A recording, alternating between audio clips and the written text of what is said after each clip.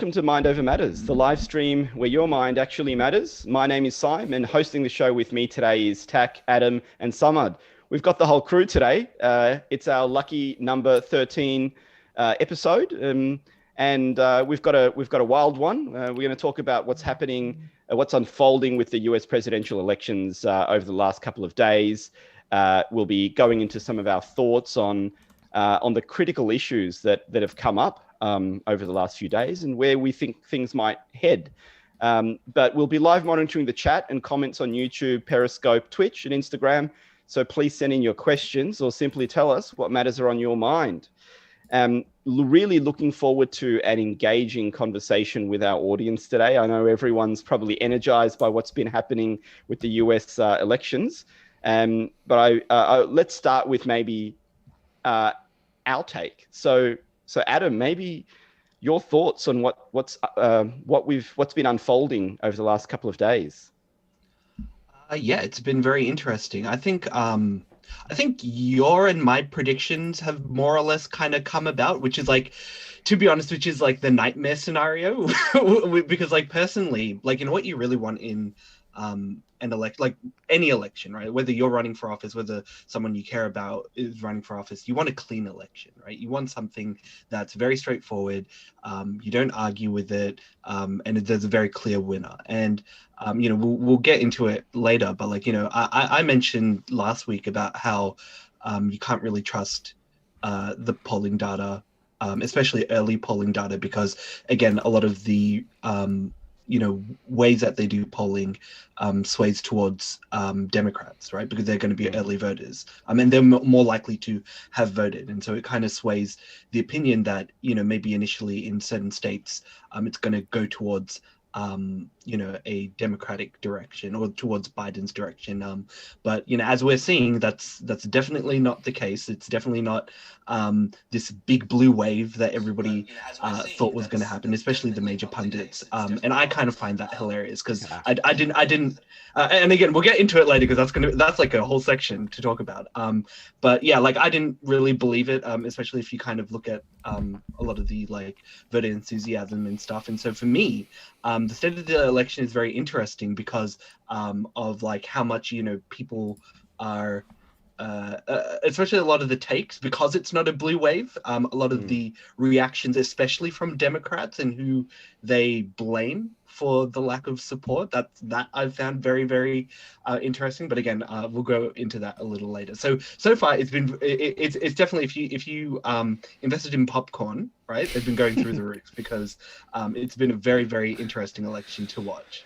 One that I think is probably, like I said this before, like not on the podcast, but I said that one of the things that Trump being elected that's been good for America is that it's made people a lot more politically engaged, not necessarily just in America, but I guess around the world as well. Like me, like I didn't really follow Barack Obama's presidency for the most part. It's like, oh, he did a good job, and it's only kind of when he got out of office. Well, actually, that and the fact that he never kind of got rid of what's that place that he said he was going to close down, where they Guantanamo. Guantanamo. Like he only like did that towards the end of his presidency, and it's like, oh yeah. Even like Obamacare, that was like a big thing for him. I'm pretty sure in his first term, and then he was only starting. He held to on to it for a while, and just before his about to leave. I think that's also really tough because they had like a Republican Senate majority at the time, like it's very much and to be fair, that's unless I'm not up to, because again, like everything's changing. If I'm not up to date with like the Senate race, it seems to be going Republican at the moment. It was going Republican. Yeah. I'm not sure what it is. Yeah. So funnily enough, that's another thing that's kind of happening. Because it's a really close one, by the way. It's not. It's only like one seat. That's like full blue. But I think at the same time, I don't think the Democrats will get majority in the Senate. Yeah, because I they didn't really campaign much for the Senate anyway. They didn't really put the effort into the. Well, which is kind of a bad thing, and again, we'll go into it later. But I think certain races like it's like Alaska, right? Like Alaska wasn't called for like Republicans for forever, but nobody actually took it seriously as a Republican, like a Democrat flip, right? And and it's the same thing was said in Senate races. But yeah, we won't go in. That's probably enough from me. Point is, very fun to watch. Very fun to watch everyone's reactions because I've been going back and forth on everything, right? Like for me, I don't know what you guys have been using for your like election coverage, but I've been going on Reddit. I've been going on like live streams. Like I went from like Ben Shapiro's thing to the young kid to Alex Jones. Like it's all very interesting to just watch what everybody seriously. I really want to know what Ben Shapiro's thinking because I haven't been on his. Guys, thinking. Do you really want to know? I really want to know. To be fair, I didn't. To be fair, I didn't really stick. His thing is the only Stephen. Yeah, the sorry. Go. Good take that Ben Shapiro had was it doesn't count until all the counts are voted. It's like, thank you, Mr. Obvious. Thanks for that. Yeah. Right. Didn't his president want the counting to stop in the first place? So it's kind of silly. No, that's what he was. That's what he was talking about. That's what he was in response to. Because how like, I'm pretty sure Twitter removed his tweet, but it was he tweeted about how it was like pretty much he said he like he won the election. He called it early. Yeah. There's a lot to unpack. I think Adam, you've mentioned a lot of things. We're going to get into we'll get into that as we can. Before we start the show, I want to say thanks for everyone. Thanks to everyone for welcoming me back. It's been a while. Yeah, sorry, that was actually one of the first things I wanted to actually do. It's been a while. I missed you guys all. Yeah. Everyone missed you. Yeah. And also, it was not the same without you, man. Now, by the way, last week, I don't know if you watched last week's show. I did say that you had Kanye West as the front runner for the presidential election, and I think that was true. You didn't say, and everybody believed. Neither confirm nor deny. Not deny. How much votes did he get in the end? Like 67,000 or something like that, or am I just throwing a random number? I think his total count was 57, wasn't it? 57. I just know it was lower than that Joe Jorgensen. Imagine voting for an independent with America. I'm sorry. I get why people do it, but imagine thinking. Now I know. What are you trying to achieve? Now I know Kanye Electoral college. I'm pretty sure Kanye said that he wanted to be either Republican or Democrat in 2024. So see how that works. Well, yeah, I don't see the Democrats taking him. Yeah. I mean, they could, because, I don't know if you guys seen all the campaigning that Biden, Harris have been doing. They're all look at us, we're all hip guys, we're so Gen Y. So they might take Kanye West to, relate to that. No way. It's kind of like how Trump... in the party won't let it. Trump was originally... He is originally, a Democrat. But because the Democrats... I don't know if it's because the Democrats wouldn't let him run, or he just based on what his policies were, he ran Republican. I don't know. Well, there's actually a clip of him, and this is in the early 2000s when, because the media's been asking about asking whether Trump he'd run, whether he'll run. They keep asking him. So I think it was the early 2000s. And he was on CNN, and they asked him, are you going to run? And he said, well, if I do run, I'd run as a Republican. Because it'll be easier for me to win. So that's interesting. That's the easy route. Okay, I see. But yeah, so while we're on you, Tak, your thoughts were what was going on? What were you watching? Were you just watching the Kanye ballot count? Is that pretty much it? Don't call me out on the show, man. No. Did Ye have something like that? I didn't. Not really. No, I don't think it's just so. like him and his I guess his posse, okay, his entourage. They were just all watching it together, just seeing the counts. Far out. If any Australian politics on Google, if you search on Google, his counts were actually on at the start. Yeah. Does anyone know how much Kanye spent on the running advertising? I don't know, but I don't think his campaign. I don't think it was much. No? Yeah, I doubt it was. I think he joined pretty late. He joined the campaign really late. Is that because he doesn't have enough money? Is that because he's not as wealthy as Donald Trump? I think.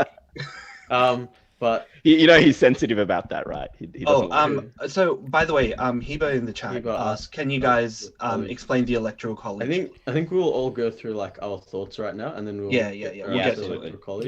Yeah. If you guys didn't cut me off, I could get around. Yes, I'm sorry. Oh yeah. Before you That's go, on you, So Kanye, man. I thought you were October done. Tak. surprise, the October surprise, which no one would have called ever in the history of mankind, is Little Pimp. Little Running, pimp. Yeah. running Republican. That was a big surprise for me. I mean, not surprised once it happened, but I just thought him out of all people. Like, Well, is it a Why? surprise? I mean, I don't think so. rich, dumb, young rappers. it's no surprise in that sense, but I just didn't think he'd be smart enough to vote. try to restart his career using this election. Is he trying to Become restart relevant, his yeah? career? He's trying to become relevant again. Probably his because publicist. Yeah, that's true. I don't think he thought that himself. He did come out. He did put out I don't another video even- saying that he would move to Colombia if Donald Trump loses. If Oh, he wow. loses. Yeah, but I mean that's like all the people. That's like all the Yeah. celebrities that said they'd Oh, leave moving out, America yeah. if Trump got elected, and they're still Yeah. there. And Well, you America had- is in smithereens. Oh, Heba said Lil Wayne as well. Yeah, you Lil had Wayne Lil yeah, got yeah. up Wayne. All the on little, stage. all the little people. all the little guys. Yeah. All the little guys. I think it was Lil Wayne that posted that photo with Trump, and then Yeah. Little Pump was like, "Hey, let's jump I'm gonna on jump this on the train wave, while we yeah. can." Now we Yeah. need like Lil Bow Wow. We need like Lil Dicky. We need like Lil Peep. You know, we need all the Hey, Lil little Peep's guys. dead, What about little? What do you mean? What do you mean? Dead people can Sad, vote. bro. Dead people can God vote. damn, no chill. No chill. According to Rudy Giuliani, the dead people are voting in Pennsylvania. So, Oh yeah, that's Well, yeah. I mean that's Good little- that's good little a whole segue. other thing. But yeah. But yeah. We'll get into all the conspiracies, guys. All We'll do the- it. Yeah. Before we cut off Nihal anymore, Yeah. yeah, go on, Neil. Take it over. So I guess Mate, your Yeah. analysis is taking forever. no, my main thing is it's just been interesting that like the whole thing with the people coming in with guns in Arizona, that was a bit of a shock. The Trump think- supporters, I don't know if they're all Trump supporters, but I'd like to think so. That was a big shock. There, I mean- there was a group of about 200 people who were protesting out at, or not quite protesting, they were rallying around the ballot counting center in Arizona, and some of them were carrying guns. Oh, okay, yeah. yeah. So because it's an open carry State. state, yeah. I believe. Thought so. And that's the thing. Like people try to conflate, like, oh, it's open carry, therefore it's like intimidation. Meanwhile, if you go to Portland, even though Oregon voted blue, Portland is like one big fireball at the moment because the protesters there are just tearing the city apart. Even though, by the way, they voted, like the state voted for Joe Biden, Yeah. yet they're still tearing up the city. Yeah. It's absolutely ridiculous. Like I could understand if like, oh, like the state turned red. It's like, oh, fuck Donald Trump. We're gonna destroy this city. Yeah. But no, instead they're still tearing up the city. It's interesting you bring that up, like that whole point, because there's a point I made to Simon as well yesterday about like Biden pretty much winning Wisconsin, or like leading. I don't know, has he won Wisconsin yet? Wisconsin hasn't been called yet. Yeah, because Oh, okay. the problem is Wisconsin, I think Michigan, Yeah, Michigan. Pennsylvania, they have like a couple of days for them to like read votes. Yeah, So, okay, yeah, because the whole mail-in voting stuff. yeah. But yeah, like places like Wisconsin, that Trump won in 2016, which really helped him with the whole election run in 2016. And then you have like Georgia, he won Georgia in 2016, and that like really helped his campaign as well in 2016. He hasn't lost them, but he's Biden's leading them right now. And could it be because of like how he's dealt with things with the riots in Oregon, so in Wisconsin, like sending National Guards down in that? Well, Wisconsin's where is it where Kenosha is? Rayshard Brooks got Yeah, shot in where, Wisconsin. yeah. Oh, okay. Wait, am Yeah. I thinking of a different place, right? Different place. Yeah, and in ATL, So I think some someone places else are as well. calling Wisconsin for Biden, but I think Yeah. it's still I think it depends on like which outlet you follow. You still see Yeah, it's not 253. unanimous yet. Yeah, it's for some at some outlets it's 253, and the other outlets have already taken Nevada and Yeah. Wisconsin. And Wisconsin. Yeah, Yeah. which puts him at a very comfortable spot. Yeah. Surprisingly, Fox has been One of the outlets. Yeah. yeah, Yeah, they were the first outlet to call Arizona for for Biden. Biden. Yep. Okay. Yeah, so yeah. So that was the point that I was trying to make, that the places that Trump, even though it was narrowly, he won like Wisconsin and Georgia 2016.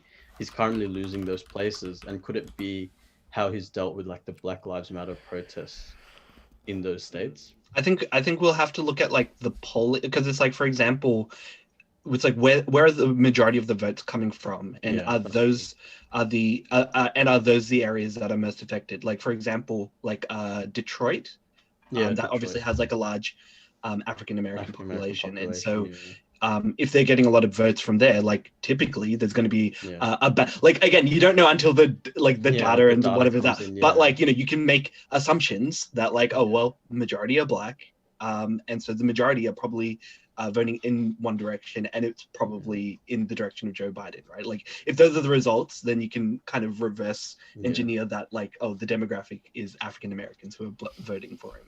Yeah. And this is one. And I'm sorry to cut you off again, Tack, but this is one of the reasons why, like Fox and Associated Press (AP) have called the election in places like Arizona and Nevada or Wisconsin, because they're looking at the counties that where the ballots have not been counted yet, and if those counties are historically 70%, vote for Democrats, then that generally will give them enough votes to flip that state blue.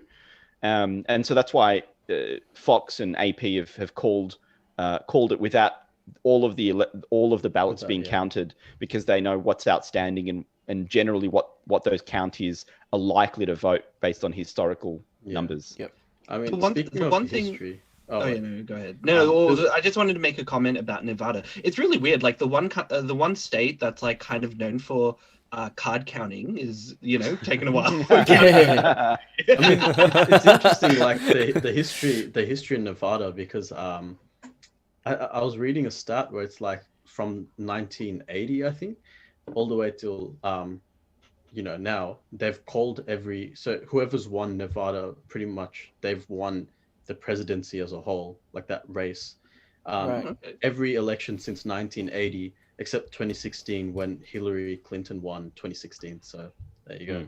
Okay, yeah. So I think maybe they're taking long because they just want to make sure. They want to make sure. Get it wrong. Well, yeah. I mean, you've got to make sure. Nevada's still very close. Yeah. It's actually, from memory, I don't think that's been called, right? It hasn't been called yet. We still have Joe Biden leading. I thought the same thing was the case for Arizona as well, because it was called for Biden, but then I think like CNN like made it gray, and I don't know if that was I don't know. It might have updated last time I checked. So. Arizona's only been called by AP and Fox. Okay, and so it's still in play. It's still in play. Okay. It's still in play. By the way, I picked up a lot of terminology by watching it. Like people say, oh yeah, the state is still in play. It's really great, because like usually like I don't know, we at least here in Australia, like the elections, unless you're a really big like political person like with Australian politics, I'm not. But I mean, the US elections is like watching a basketball match. Yeah, right? It's so exciting. And my son, he loves it. He's like every I'm not kidding you. Every 30 seconds he'll ask me, "Who's winning?" And that's like my dad right now, man. My parents. That's my mom. That's my mom. Keep asking me like, "Hey, who's winning right now?" I'm like, you can't really explain it to them. Like, it's not. My son totally gets it. He's like, okay, so has Arizona been called? And he's asking me about Georgia. Is like, what do you think, Georgia? Who do you think it'll go blue? I'm like, what are you talking about? Man, you should invite him on the show. Yeah, man. Probably knows Might be more able than I to might be able to give have more like screen time than Nihal at the moment. Maybe, yeah. do. The Associated Press are saying Nevada's 75% reported, and Biden's up. He's on 49.3, and Trump is We on will get into 40.7. all of that. Yeah.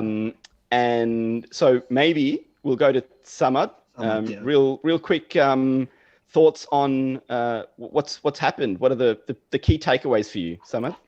So I think we talked about this initially. If you look at the initial polls that came out before the counting began, there was almost an indication that Trump hasn't expanded on his base and his supporters. But what it kind of feels like is that there are a lot of shy Trump supporters, people who don't want to be out in the open, who are still going to vote for Trump, and for various reasons. You've got, for example, I think they were talking about the Cubans and the Venezuelans.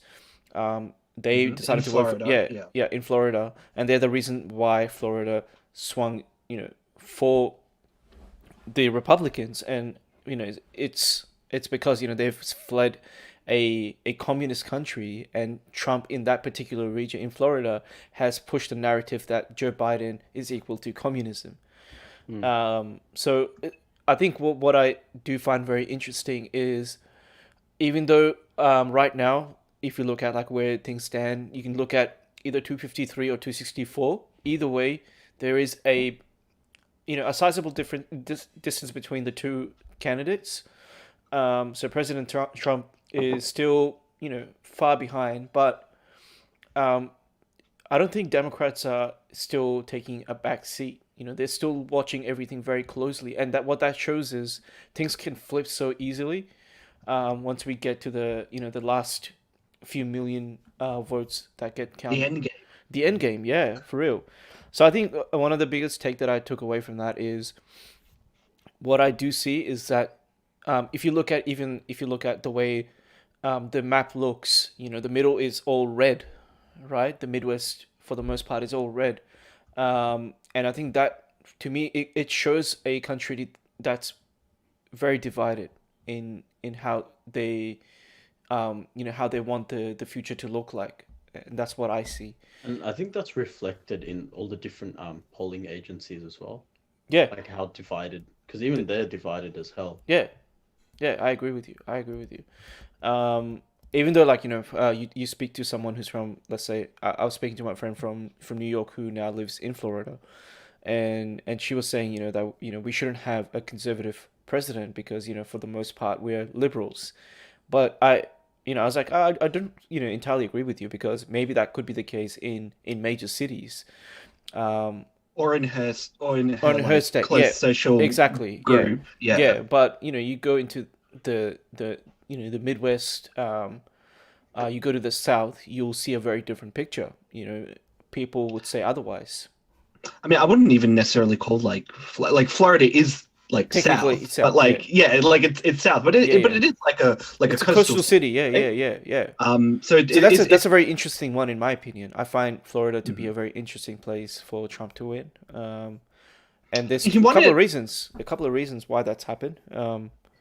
You look at the again, I think everyone was saying the same thing. How Florida as a state has responded to the coronavirus. I think that's also an indication of, it's very reflective of how Trump has taken on the virus, how quickly they open things up. That's pretty much what Trump wanted towards the end. Yet he did close things down in the start, but then later on, he wanted to open up the country much quicker than the CDC recommended. So, and like New York and Florida were like amongst the worst. I mean, New York kind of slowed down a bit. Well, compared to their standards, slowed down a bit. Yeah. And Florida's still like nuts in terms of case numbers. Oh yeah. Actually, before we talk more about Florida, I want to actually hear from Sime. Sime, you're the only one who hasn't told us about how your feelings about the election.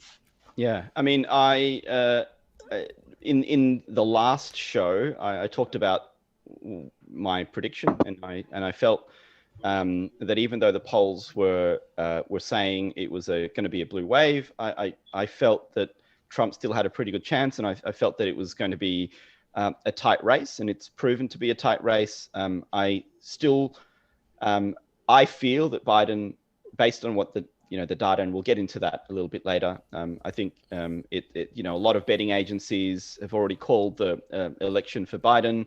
The data that I'm seeing tends to lean towards a Biden victory, but again, it's too early to say.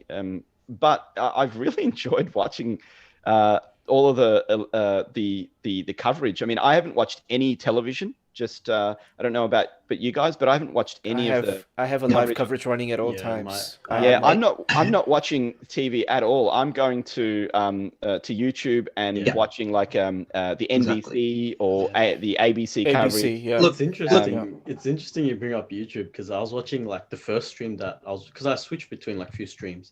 The first stream I was watching on YouTube was through Euronews. And they were like, it was pretty calm, like, they're just telling the facts as it is, and they have like correspondents in the US, like just giving them a lowdown of everything. And then I switched to ABC News, which is like the American ABC. It's full, like, got like dramatic music and it's great visuals. It's a production. It's like ESPN. Like I'm watching First Take. Watch the NBC coverage. They do an amazing job of that coverage, but it does get quite repetitive, and it's only when like a new ballot dump, as Trump calls it, a new ballot dump gets dropped, then it's like, oh, okay, there's some numbers have changed. But look, what worries me is it's proven yet again that America is very divided. I'm no closer to understanding the reason for that. I'd like to think it's not a divide based on race and identity politics. I'd like to believe that, but I still don't. I don't really know, and I'm hoping that today tonight in our conversation we can try and understand that. But I think to be honest, I don't think the pundits know. I don't think the pollsters know. I don't think, and I think we'll be. There'll be entire volumes of books written on each month of the presidency of Donald Trump's presidency, because there's just so much to unpack. And I don't think anyone, maybe in 10 years, will have a better analysis of why we're in the state, the US is in the state that it's in, why Americans are more divided than ever. And if we look at where the election is right now with 5 key states, they're both nail biting. They're both nail biters. Like they are really at a knife's edge. And what that tells me is America is more divided than they've ever been, and probably more divided now than they were in 2016. But that's my take. I'm keen to get everyone's thoughts, including our viewers, on why maybe Americans are divided. But that's probably all I'll say on that, on my thoughts.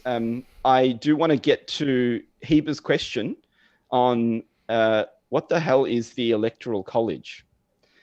I'm happy to take a stab at it. I'm certainly no expert in US politics, but my understanding of the Electoral College is that it was created by the framers of the Constitution, of the US Constitution. So this does date back to the really early days of the United States. The United States was independent states of America, and so when they decided to federalize, which means, and I'm not sure if you guys have seen the play Hamilton, but it gets into the Federalist movement in the United States, the framers of the Constitution and all of that. But all of these states were independently run, completely independent entities of their own, separate laws, separate governance. Some of those states had Confederate armies, and so we know slightly about that history. But when they decided to federalize and unite as one nation state, the United States of America, the framers decided that it was unfair to have a system that where the election is determined by the popular vote. So, and I actually agree. I know there's been a lot of hoo-ha about popular vote and how. Okay, so I have a question. Oh wait, no. No, go ahead. I have a question, and you can like answer it later. But is there an instance where a president can be decided based on popular vote? Generally, if you have the popular vote, you would probably also have the electoral college as well. So is that how it works? It has historically because I thought most of the time, but that was the difference. Okay, so hypothetically, it's not just Trump's case. Yeah, no, but there's been outliers where you can get the popular vote and still not get win the electoral college. I mean, it's more. That's actually more common. Like there hasn't been. I don't think there has been a situation where somebody's won the electoral college by like a majority, but then also didn't win the popular vote by like a minority, like as in they didn't get enough votes to, because they are connected usually, right? Now, when you have something like, if you look at the coastal states, California, New York, and you look at like the voting margins between like Democrats and people who voted for Democrats and people who voted Republicans, it's huge. It's like I think I want to say like 6 million like in like one state, and it would be like 3 million in the other direction, right? Like, so it's like there's a huge difference. But then when you go to like the smaller states and how many vote there, like, at the moment it's like 1.5 million to another 1.5 million, and that's how tight the voting races are, right? And part of the reason why the popular vote it's like an example of tyranny from the majority, right? Like that's the concept where if we just base it on the popular states, everybody in California and New York will just vote, and everybody in the middle will have to just listen to what they say. And that's what the electoral college is.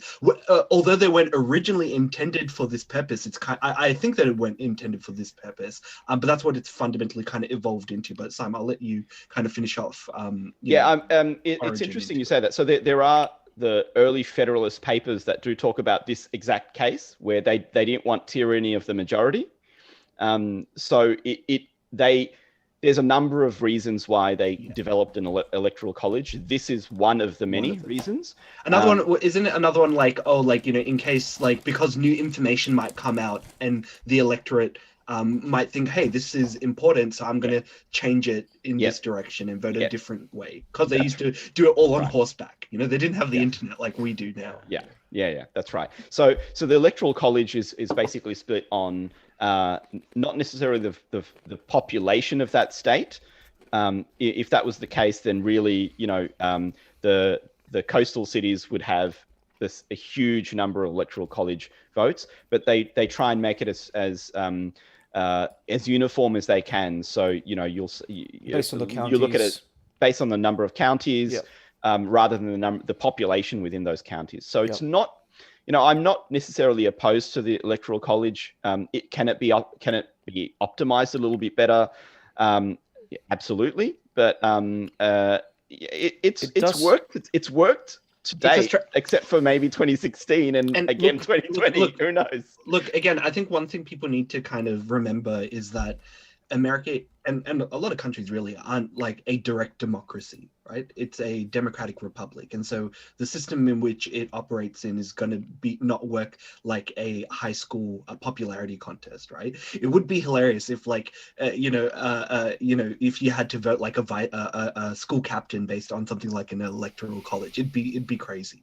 But yeah, like, it works. Even we have preferential voting, right? That's our system here in Australia. And that works for us. Now, whether or not people say, oh, it's not good enough because it does this is that, every system has its like kind of flaws and it has its kind of benefits. And Australia actually has a way around that. So they created the Liberal National Party. So they've merged two parties, the Liberals and the Nationals in Australia. The Nationals basically are the folks out in rural Australia. Yep.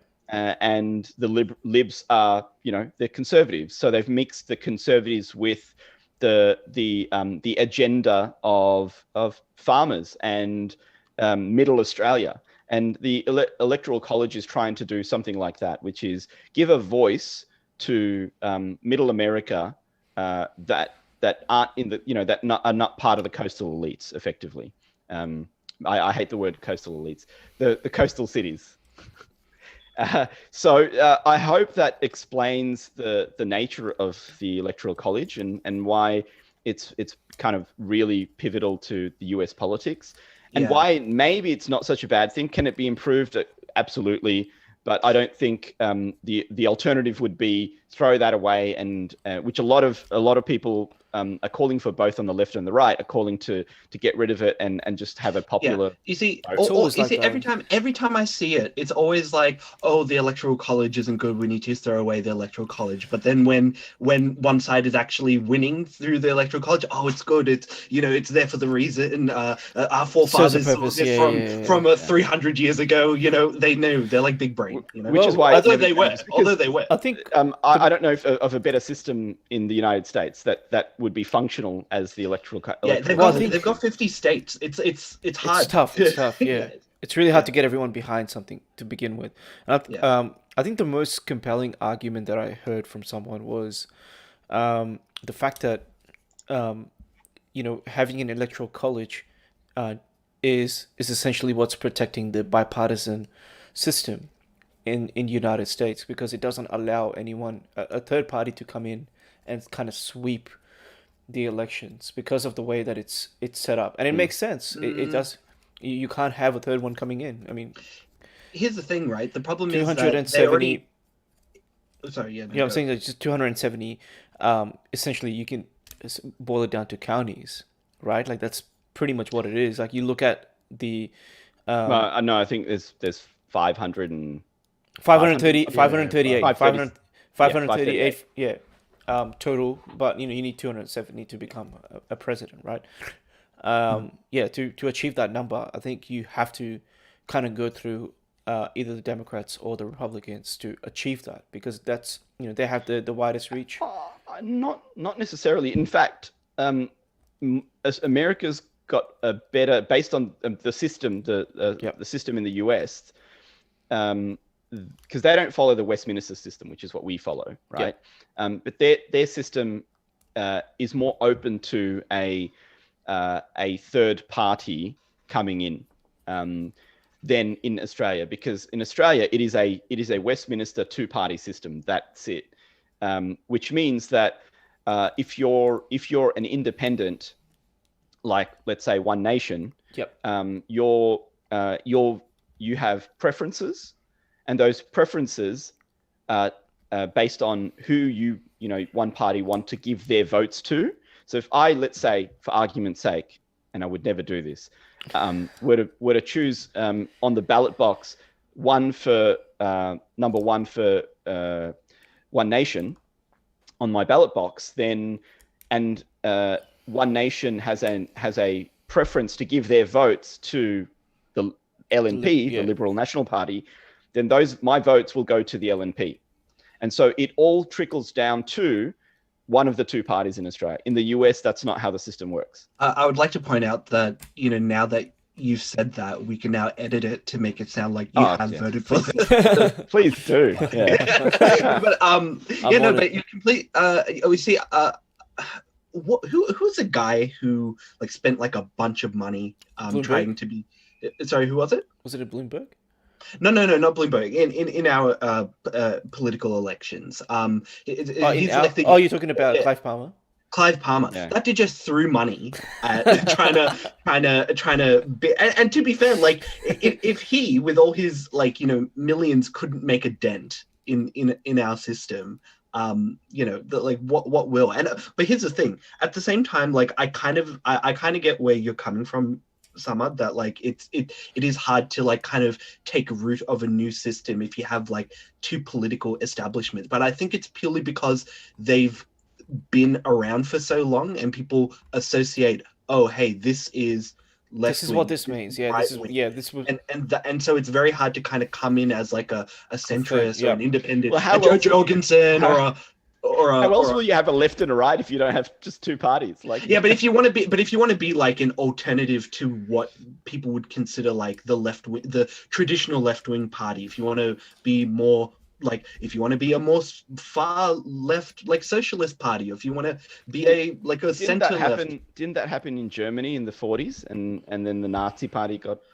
I think the problem the is that like socialist in Nazi Germany like didn't actually mean like socialism. Like I'm pretty sure. Like it's really weird. Like people Their correct- concept It just is meant they different, wanted right? a social club.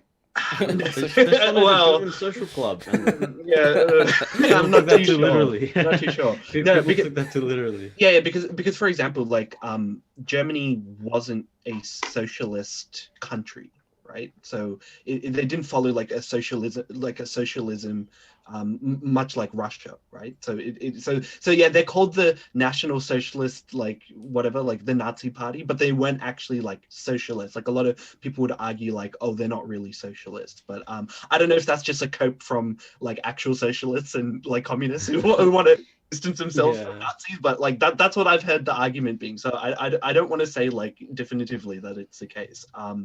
But I guess sorry, as you were saying, Simon. Yeah. So just to kind of wrap up on that point is there's been, and we've been talking about it for decades and decades around having how do we make the political system more open to having independents and third parties come in and actually win an election. I really don't think it's I don't see it happening in the United States. I don't see it happening in any of the countries that follow the Westminster I think system. the best chance of like having a third party would have been Bernie Sanders, but that did end up happening. I mean, he would just run as a Democrat because which is what he did. Is what he Which is tried, exactly what he yeah. did. Yeah. Like the problem is like I couldn't see it without actually like breaking up the. It's like giant companies, right? Like people want to, if you want to just get rid of like giant monopolistic companies, kind of slowly absorbing smaller companies and preventing innovation. You like one of the ways that you do that is by breaking them up, being like, no, you have to sell X or Y or whatever, and then you're okay to exist. So you make a really good point there, because that's the only way that you could have a new party or a third party or an independent party actually win an election is if you took one of these major parties, let's say the Democrats, and there was enough, let's say, polarization within that party. You have you might have like far left type people, or I don't like to call them far left, but let's say very left leaning socialists like AOC and others, and there's a fracture between that group and the kind of the centrist Democrats, then you might have enough momentum there to fracture that party into two, and then you could have an independent party that might win an election.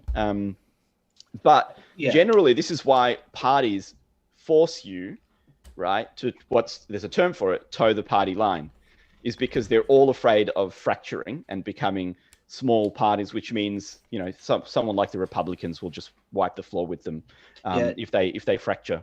It's very interesting to see a lot of these pro Bernie people who wouldn't they don't see Biden as an option. They hate Biden, but then they'll toe the line and then vote for Biden, even though he doesn't believe in a lot of the principles and positions that they take. Like, and again, that goes back to what Simon was saying about just towing the party line and agreeing with it. But again, that plays into feeding the system and keeping it alive, and people also not being happy with it because it's a vicious cycle, right? It's like, how do you break the system? You can't get out of the system, I guess, without breaking it. But I guess we're not going to do that anytime soon, at least. Indeed. All right. So I think moving on to where the current state of the election. So I want to just very, very quickly, and I don't know if our viewers will be able to see this, but I'm sharing my screen. I'm hoping you're all able to see it. Yell out on our chat if you if you're not, I think we had a statement from Ali Qureshi. He was saying at the end of the day, the ruling class has their interests and they need the two-party system to maintain power and end up So- making concessions. Biden Yeah, 2020. also the share screen is working, by the way. Yes. great, fantastic. My camera Yeah. decided to heat up, so I had to quickly change that up. Oh, actually, I want to read this comment out before we continue because I think it's a good one. Ali, I literally just read that Oh, out. sorry. I put you guys on mute to just confirm the stream. Ah, Sorry. okay. Yeah. Sorry. Yeah, if you already said it, like, yeah, I think he's not. But He's not wrong. did everyone read it? I think that's Or we can just read it out. yeah. Do you want to read it out again? Okay. At the end of the day, the ruling class has their interests and they need the two-party system to maintain power and end up making concessions. Biden 2020 though, and it's working. Any thoughts on that comment, Adam? No, it's true. Like, That's pretty much what yeah, it is. like I mean, it's a case in history in general. Like those who have power, like generally dictate like history, right? And the way that we perceive things and the way that systems function and the way that we evolve is purely from whoever has the power. It doesn't matter if we're talking about like humans or if we're talking about animals. It's the same thing. Those who, animals who are the alpha, they get to dictate what the betas do below them, and they're the ones who have kids who survive to the next generation and have more kids after that, right? And it's no different in a political setting as well. Like if you're the establishment, you're going to be at an advantage, and you're going to have the advantage in whether it be in policies or having your say, right? I think we just very, very quickly, I think I just noticed Wisconsin and Michigan switch up and turn blue, although it's kind of it's a shaded blue. It was a shaded gray just moments ago. So Oh wow! something switched up. It looks like I don't know why. Let me do a quick refresh, but I don't know why they've just switched those colors now, but from what I can see, it looks like Biden is leading by about 1.4 points, and 98% of the votes have been counted. So Wisconsin, I don't see it there. So in order for a recount, you would have to be in Wisconsin. You'd have to be within 1% of Joe Biden's lead, and he is. So. Actually, yeah, he is. So there's a possibility of a recount in Wisconsin. To be fair, recounts generally don't really result in like the elimination of or switchover of like a lot of votes. Like you're not going to generally have a recount being done and all of a sudden it's like 100,000 votes were actually in the direction of Donald Trump or something like that. It's usually only a couple of hundred. Well, I mean, it's really it's about 20,000 votes apart. So it is, again, a razor edge. Okay, so I think the New York Times like polling thing is not super up to date.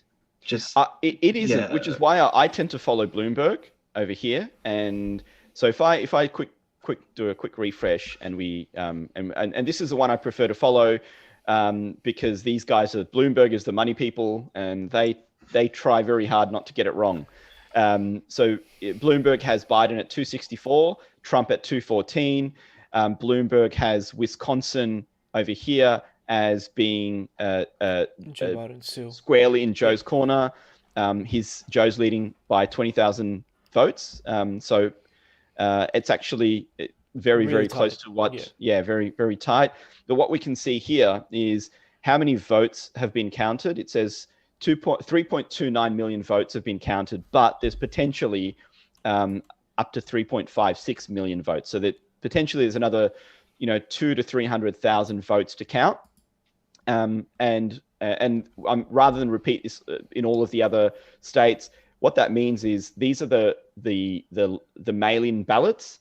And what they tend to lean towards Democrats. So it will favor Joe Biden even more in Wisconsin. So I think while that lead is narrow, I think as this moves to counting the remaining 200,000 or 300,000 ballots, Joe's lead will likely be more than a percent, which means it's no longer going to be in recount territory. Wisconsin's already has Wisconsin actually been called, by the way? Let me have a look. I'll do a. On AP they said that it was called. Yeah, but Yeah. But I wouldn't trust it. Yeah. So I think AP is a very reliable source, and Just Fox this News. election they have. So the Fox Decision Desk should not be confused with the Fox News. So the Fox Decision Desk has one of the best political decision desks in the world, and they're they've been extremely accurate for the last 23 years. So if they've called Wisconsin, they've called Arizona. I trust the Fox Decision Desk, and I think. Have you got the Decision Desk? Maybe I'll just link it to you because I think that's probably a good one to kind of. Who else monitor, are you looking at? But I'll send it. Yeah, no, I'll send it in the messages. But Sure. yeah. So I guess this is kind of going back to your question about the likely election outcome scenarios. Yes, yeah. So if we look at Wisconsin, I think that's going to be a Biden victory, and I think that's probably going to be more than 1% ahead of Donald Trump. So probably not grounds for a recount. And the purpose of a recount would just be really a stalling mechanism. So let's recount so that the election is not officially declared, who the winner's not declared, and it's not certified by. I think it needs to be certified by the Senate. Supreme Court? No, but the election results have to be certified by the Supreme Court, but they're generally called by news networks. So news networks will call the different states, and when enough news networks have called all of the states, then one of the news networks will come out and declare a winner, and then the other news networks will declare a winner from their decision desk, and then it gets certified by an election authority within the Senate, I believe. Right. And that's just a formality rather than anything else. But so it would be a recount doesn't mean that the results would be different. What it means is it would be a mechanism to stall who actually stall the networks from calling the winner. And while the Supreme Court, while it may go to Supreme Court to stop counting votes in other states. So that would be the reason why you might want to call a recount. So if you look at Michigan, Joe Biden is leading by about 1.5%. And if you look, there's not many votes left to count. There's probably 200,000 to 300,000 votes left to count there. So I can't see that going into recount territory at all. Moving on to Pennsylvania, we've got Donald Trump leading that by very narrowly. What is it? By 150,000. 150,000 votes. I don't think Donald Trump winning Pennsylvania would be enough. No, Donald Trump actually has to win if. So this is the thing: if Biden holds on to Nevada, and the calls on what we've heard around Arizona and Wisconsin is true, that Biden has won those, then Trump actually has to win all three. He has to win Pennsylvania, North Carolina. I think he still needs Georgia. one more. I think he still needs one more. How many votes? Add up the numbers. So look at, he's got 214 right now. Yeah. That's 20. So that makes it. Yeah. So that's 20. 234. Yeah. North Carolina is 15. Yeah. So that brings him to 249. And another 16 for Georgia. Yeah. So that still doesn't take him over the line. Well, sorry. There's Alaska, right? Yeah. Alaska's. You can take Alaska for him. I reckon He's leading by almost. Even if they're at 50% of the polls, like I still don't see Joe Biden coming back for Alaska. So for argument's sake, he has to win Pennsylvania.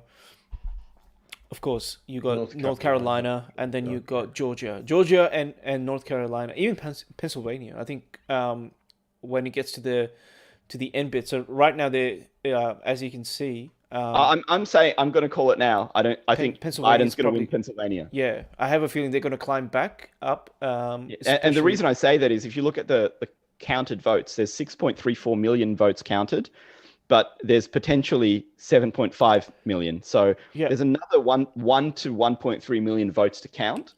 And based on what we've seen, it's probably a 70-30 split in favor of Joe Biden. So all Joe Biden needs to come ahead is about 200,000 votes, and to be more than a % lead, so that it doesn't go into recount territory, he probably needs about 350,000 votes. So I think he can get that in the next 1 to 1.3 million in Pennsylvania. So I agree with you.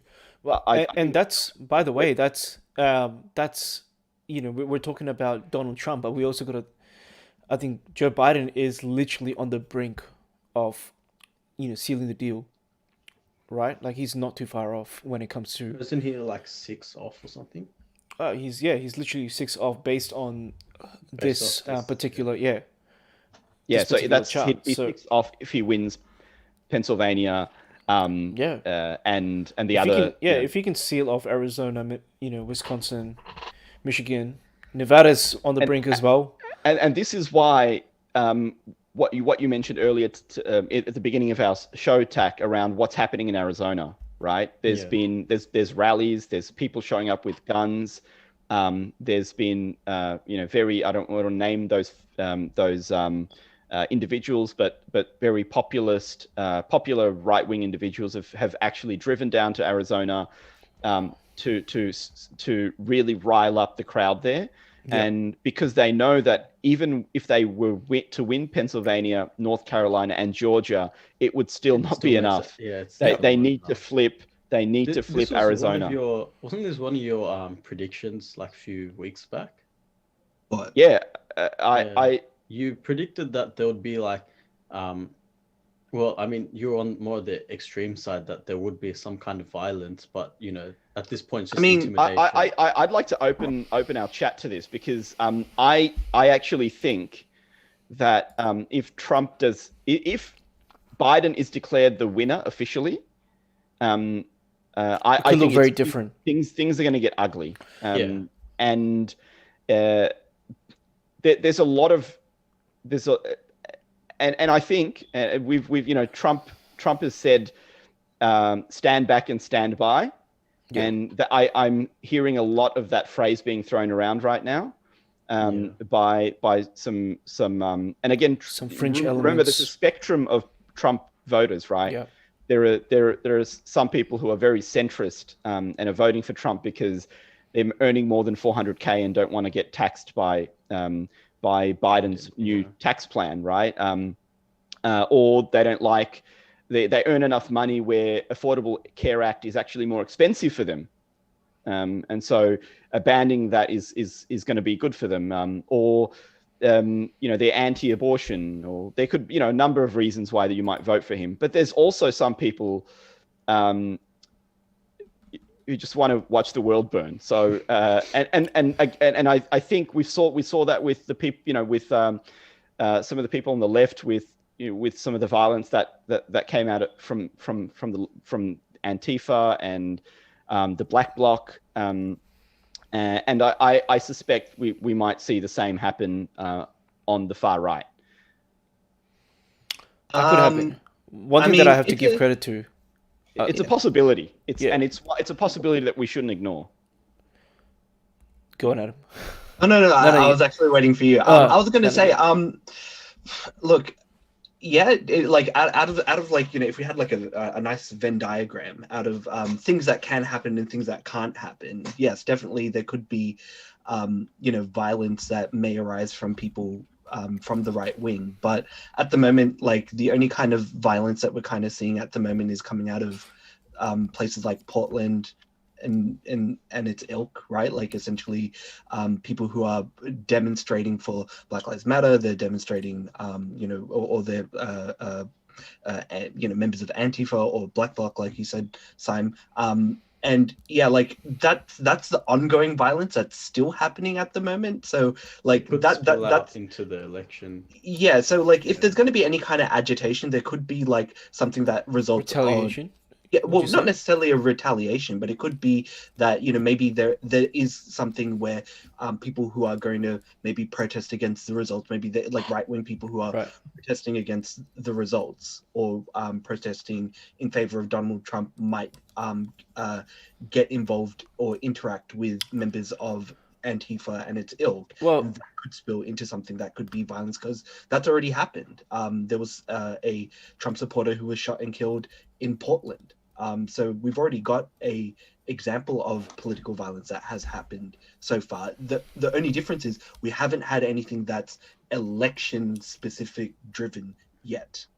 yeah. So whether or not it actually happens, maybe, but I think at the moment, like there doesn't seem to be any concerns for alarm. Like maybe if there's like massive protests that are happening from right-wing groups and that's manifesting in riots and that they're destroying property I mean, and if the call thing, the National Guard, like I'd be far more open to entertaining that possibility that something bigger will happen.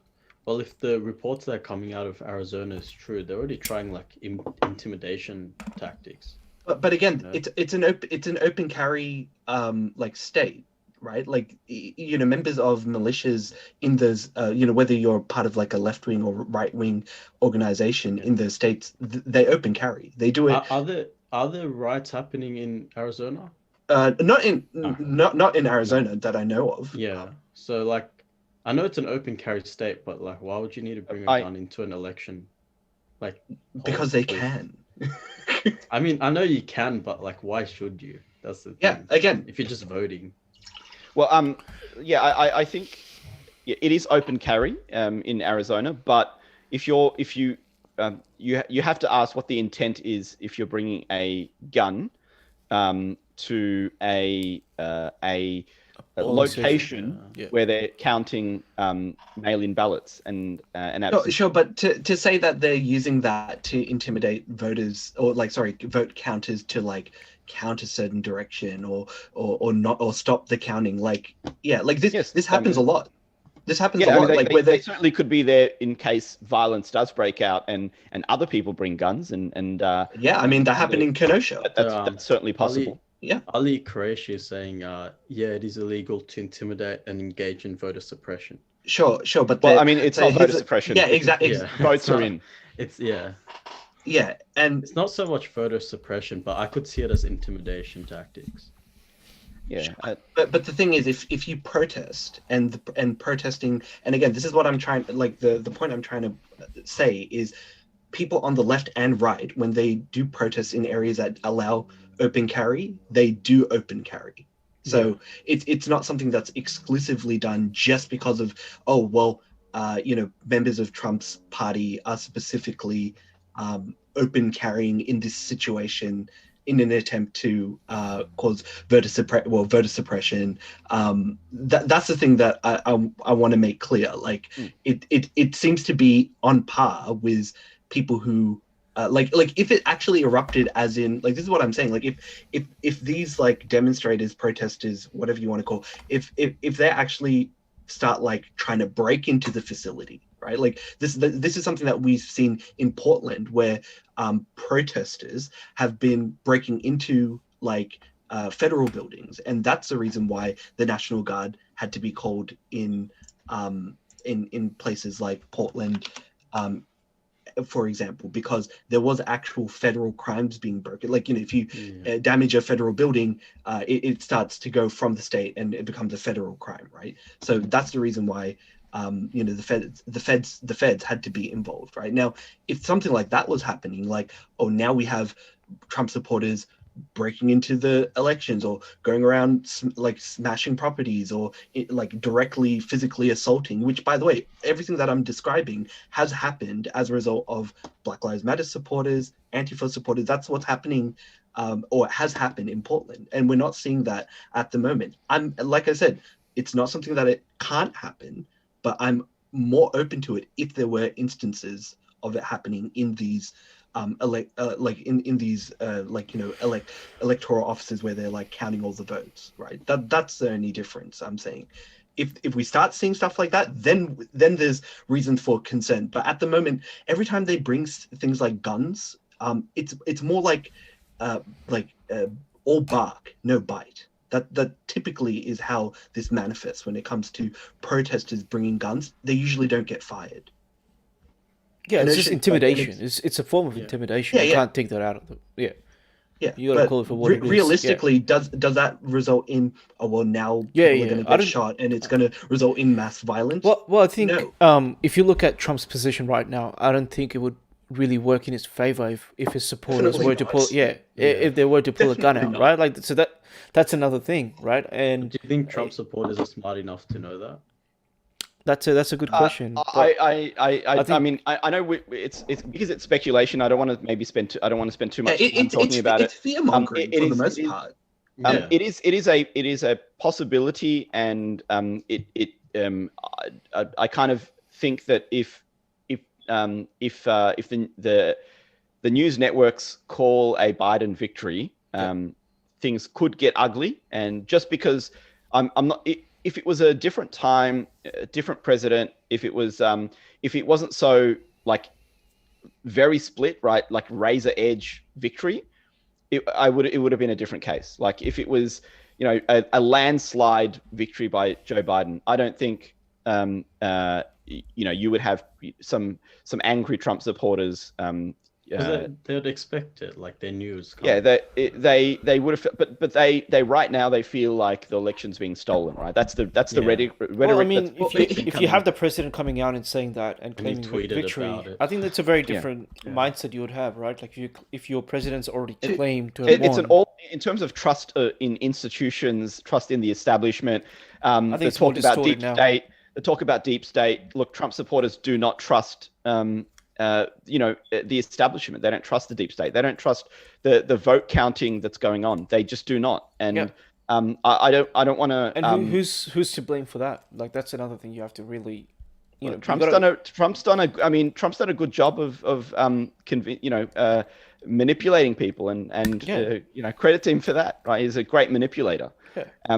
Look, to be fair, like when we're saying manipulate people, when we look at the polling data, which I think is a good segue for us to talking about the polling data, right? People aren't trusting the establishment when it comes to trying to predict this election. So why would they trust the institutions? Vote count. Like I'm just saying, predictions. They're very different. But it's just again when you have pundits. So this is fundamentally what it manifests into is trying to say that it's going to be pollsters are wrong, right? And this is part of the reason why people in Portland are currently rioting, because then like the fact that any person voted red is not a good sign, right? I was mentioning before about Florida and how some of the stuff that I was hearing out of there, a lot of Democrats are saying a lot of racist things about Cubans, how they're not really Hispanic. You laugh, but the thing is, like, that's not okay. Like suddenly just saying that, suddenly just saying just because you vote a certain direction, you're therefore like an Uncle Tom, like you're the equivalent of like an Uncle Tom is not on, right? Like, and that's the kind of ostracization that leads to people just kind of going. But Adam, you do understand there's a difference between some random people on Twitter. But it's not just it's not random people on Twitter. No, let me just finish my thought. Some random people on Twitter saying,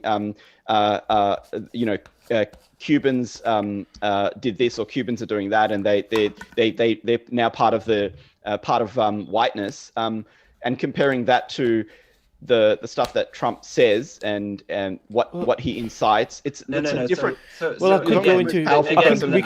I'm not talking. So again, like I'm not making a comparison between Trump and them. I'm talking about a completely different thing. But the main thing I wanted to kind of finish off in regards to all that is when it came to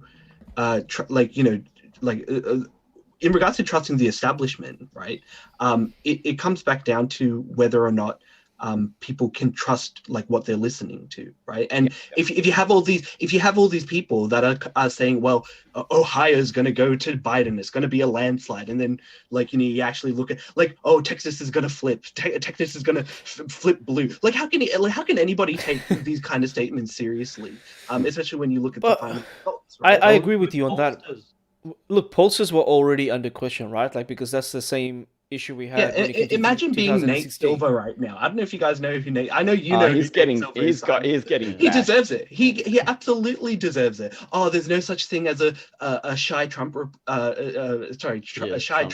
voter, right? Supporter, like when last week, like I talked about shy Trump voters, right? Yep. I said like a lot of people have said, oh, it's close. Oh, this is going to be a close race, but they don't explain why they think it's a close race. And I think one of the things that I think, like not to pat my own back here, but I think like one of the things that I kind of pointed out was that there are Trump voters, and that's one of the reasons why it's going to be a close race. Like there's some people who didn't.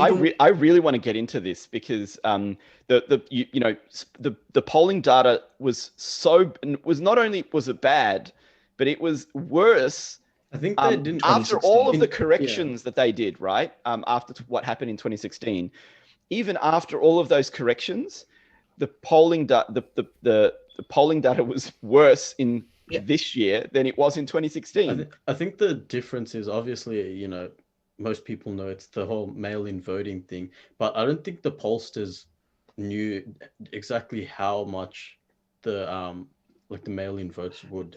No, but it's not the mail-in votes. It's not the mail-in votes that's the problem. It's like it's looking at the sampling of what they're doing and who they're questioning, how they're doing the polling, how they're doing their the weighting system. One of the big things, and this we talked about it last week as well about and I said that the pollsters said that they didn't factor in uneducated voters, and they didn't factor in white male. But let's not call them uneducated, but non-college. Well, that's what it fundamentally that's what they mean when they say that, though. Right? And by the way, I think the whole using college education as the basis of weighting and is a completely flawed methodology. Yeah, I agree. I get what they try. To be fair, I get what they mean when they say college educated or not. But usually when people try and then use it to say stupid people voted in this direction, even though you go to Silicon Valley and there's thousands of people who are extremely powerful, running successful companies. Who dropped out of college or never went to college, or there's heaps of people who degrees, by the way. Yeah. Well, it's like the same thing about when they say you better get a college degree. You don't want to be a garbage man, except garbage men make a lot of money, right? It's like maybe I should drop out and become a garbage man. That's what I'm saying. I want to get into the crux of why are we so far off? I want to give you one example, right? So if you look at Wisconsin, and you look at the data coming out of 538, which is Nate Silver's project. Nate needs to find another job. He should find another job. No one read his book, Noise. What is it? Noise to Signal. Don't buy his book. Okay. Don't read anything from Nate. But he's got his methodology uses national averages. So he takes polling data from multiple places and then reweights them and then produces an national average. And those and then he does the same with state polls. He does an average of state polls from a variety of different reliable sources. He notably does not use Trafalgar because Trafalgar is the one that predicted Trump winning 2016. And he does not use Trafalgar. He does use Rasmussen, which is a very right-leaning, a pollster. But he's in Wisconsin. He had so the 538 national state average had 11-point lead for Joe Biden. And what have we got him leading at the moment? Leading by 1.5? Yeah, plus 1, 2, something like that. So how can you be that far off. And it's not just Wisconsin, right? We can go North Carolina. We can go, what was the other one? Pennsylvania. Like you can't, I mean, the error in these polls are just too significant to ignore. Even if they were off by the exact same percentage, they were off, let's say in 2016, they were, the polls were wrong, right? But if they were off by the same amount, like you would still have Biden leading by 5 points in Wisconsin. It just does not make any sense to me. So I want to know what the hell is going on with this polling data. Is it shy Trump voters? Is it because Trump voters don't trust pollsters? Is it because Trump voters don't want to be judged when a pollster rings them up and asks them questions? Like, what's the reason? That's one factor, right? But I think honestly, the real reason is because political science, like as a field, much like other social sciences, is considered a soft science, and soft sciences are kind of separated and delineated between soft and hard sciences like math, physics, chemistry, biology, and it's based on reproducibility. The problem is like when you go into like political science, what political science essentially is trying to track people's behavior, right? Yeah. And the way that they and it's like several, like, all sciences are kind of like a derivative of each other, right? Like physics is a derivative of math, chemistry is a derivative of physics, biology is a derivative of chemistry, psychology, biology, sociology, psychology, and then political science is a derivative of sociology. And so when we're trying to track like people's fundamental behaviors and their motivations, it becomes very hard without trying to get an objective measure of that. And most of the time you can't. Like a lot of just general sociology papers and kind of studies, you find it very hard to kind of objectively get something or get a result on a topic and then be able to reproduce that result. So I completely agree with you. I mean, it's a soft science. The whole nature of kind of asking, a set of questions and finding, people to ask those questions to, itself is a difficult task. Agree, but why is it that historically though, these polls have been pretty accurate? Like if you look at the polls even the kind of the midterms in 2018, they were off a little bit, but not this bad. We're talking about midterms, not the presidential race in 2018. 2016, they were completely off. 2020, they're off. But going, prior to that, like with, the two. Would you say that they don't understand the public psychology in general? Like they're not taking into account. Well, I think that, well, personally, I think that they don't understand like the general public opinion. Like I forget what the but like I asked, because I haven't really looked too deep into it. What is the sample size that they're basing it on? Like I think Tohiro said something very similar. What is the set criteria? What allows them to draw a conclusion? I think that probably needs to be actually revised. do use quite a lot of statistics to work this out. So they do. I mean, they would have to. It wouldn't be a few hundred people. But the problem is like, for example, I did a study, and we looked into chickens, right? And we had a sample size of 10, right? 10 chickens. Now, realistically, you think about it, well, it's just 10 chickens. Like, is that going to be enough to kind of, come to a conclusion about things? But in the end, it really depends on what you're trying to look at, right? Now, and then if you compare it to something like, if you have 1 million chickens or 1 million people, does that actually make your data more reliable? And the thing is, that's not necessarily the case when it comes to motivations for people, right? And when you look at things politically, because for example, you could for example, poll like 1 million people, but if your demographic that you're polling are all college age students, that's not going to give you an answer that not a very diverse totally answer. Totally get Yeah. that. But what we're talking about here is not one pollster, right? We're talking about at least a dozen and a half. We're talking about 20 different pollsters who all got it so wrong that and I think there was like two that got it right, and they're both really. And when I say right, I mean one got it pretty right, like Trafalgar, but no one takes them seriously, and because they're Trump bootlickers. But Rasmussen, it got very close. But even Rasmussen polls had like Biden winning, but Trump, it would be a very, very close race. So they've been pretty accurate. But every other pollster got it really wrong when almost every other year, except for 2016 and 2020, they got it right. Something has fundamentally changed. And I feel like we don't really understand it. And I mentioned to you guys the other day, right? It's something in America has fundamentally changed. And I think it's appearing in our polling data. It's appearing in the way that the elections have played out.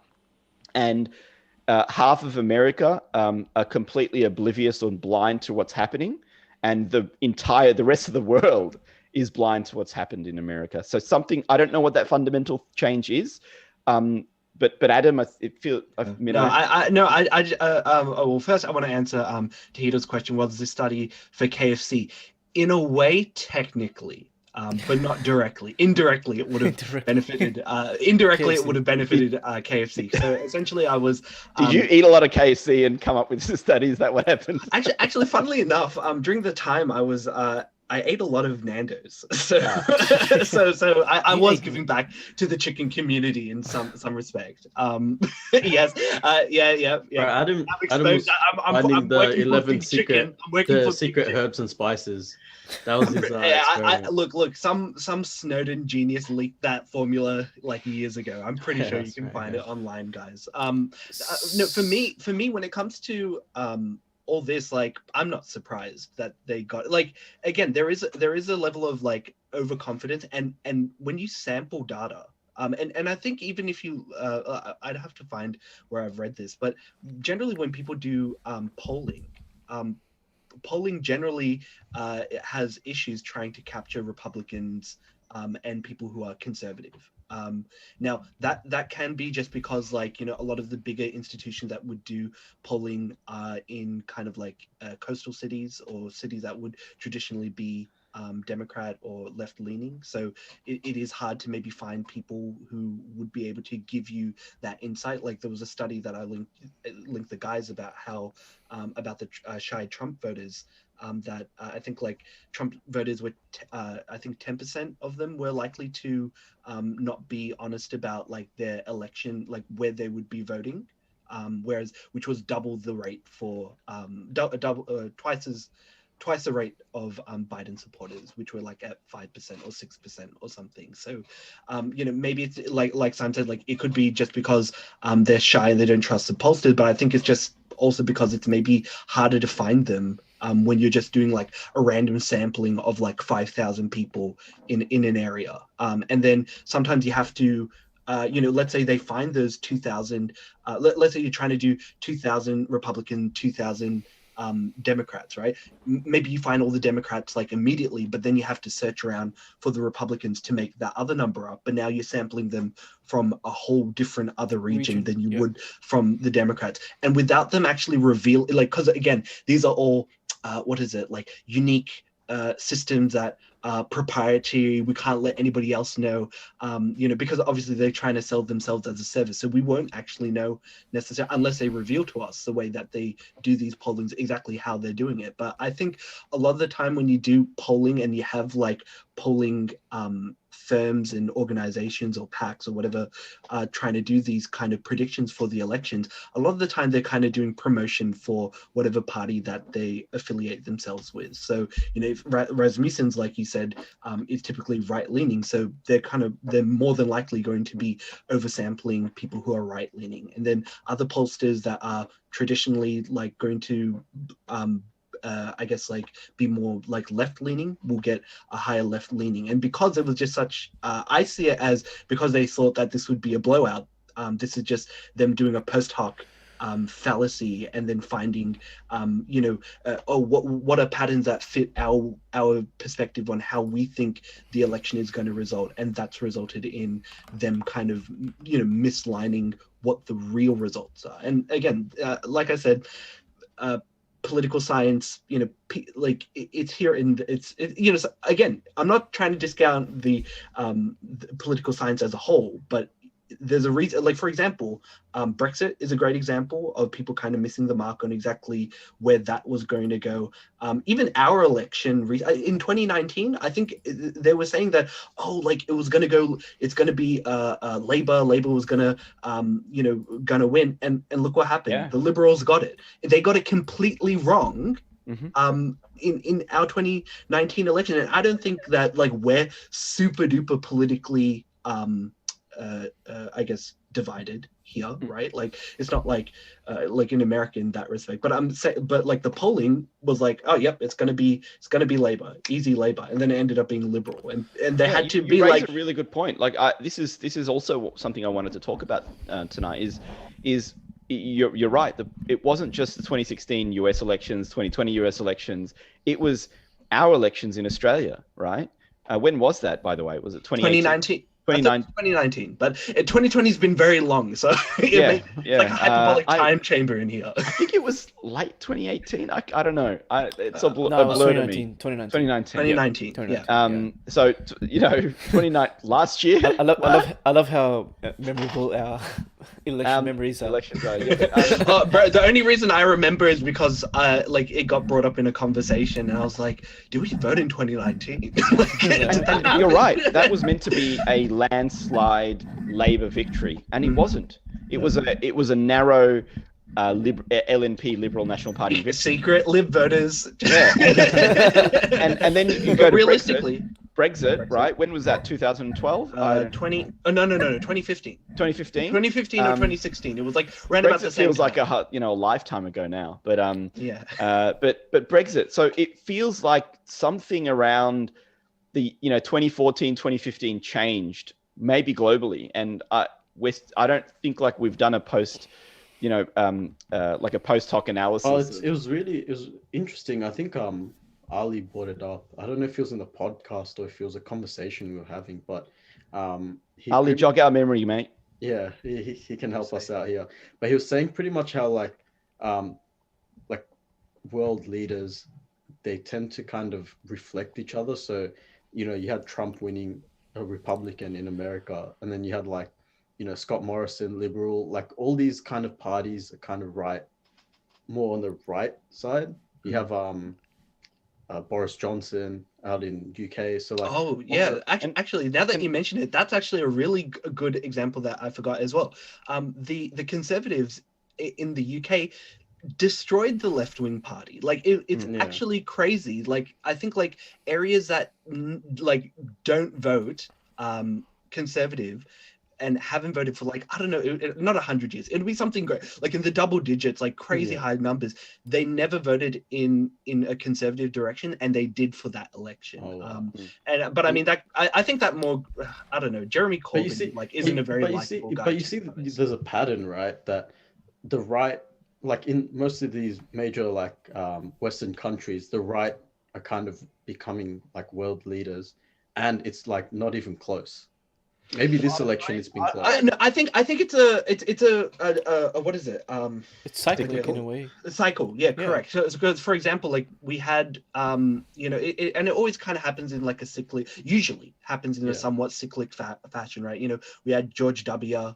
Then we had Obama, and we had Trump. I mean, but it's not always the case. It's not always the case. But I'm saying that, like, when people get like really aren't satisfied with a political party that's in power, it usually does swing in the other direction, and that was the case for like Theresa May for the UK. They were really kind of unsatisfied with like, I mean, she resigned. She resigned though. Yeah. So Boris didn't win. He took he over. was He was Yeah, the yeah. dumbass that. Yeah, but I'm saying like with the I think you see I don't know how UK politics and what they call it, but like the Tories and like Labour or whatever. I think because Yeah, we they get it have- all they have- we they get it have all Labour flipped Party as around. well. I hate that because like trying to talk to an American about like liberals and Labour here, they get really confused because they think our liberals are left wing, but liberal for people who don't know, liberals is referring economically. Yeah.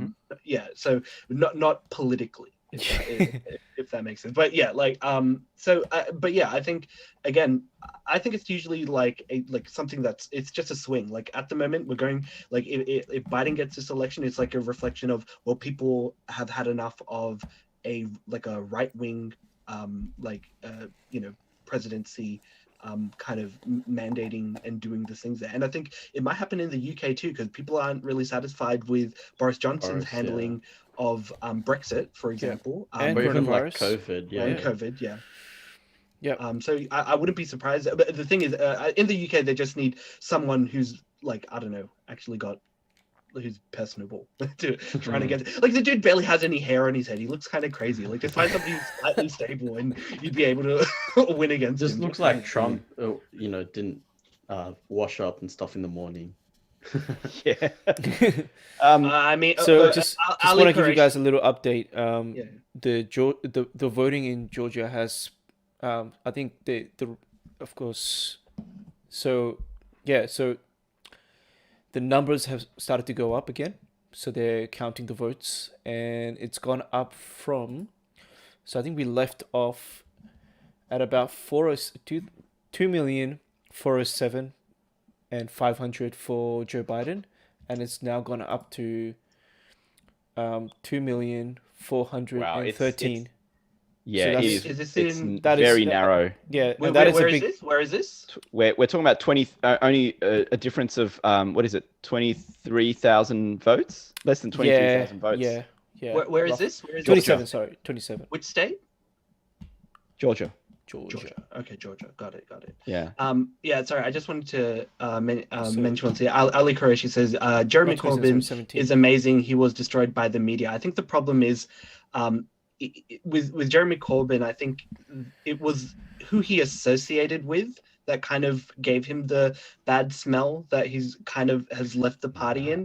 It wasn't. He was character assassinated by the media and Yeah, but Murdoch, he's- Murdoch press. Murdoch So Press went yeah, after him. but the problem is he did associate with people who were like known anti-Semites, for example. well, Like what do you these think people- Trump associates with?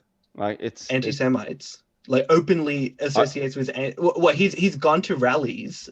Jeremy Corbyn's gone to rallies for, I believe it was, I forget which socialist organization that had like openly had like anti-Semitic perspective. Now, again, like whether you're Was it anti-Semitic or was it anti-Semitic, anti-Israel? yeah.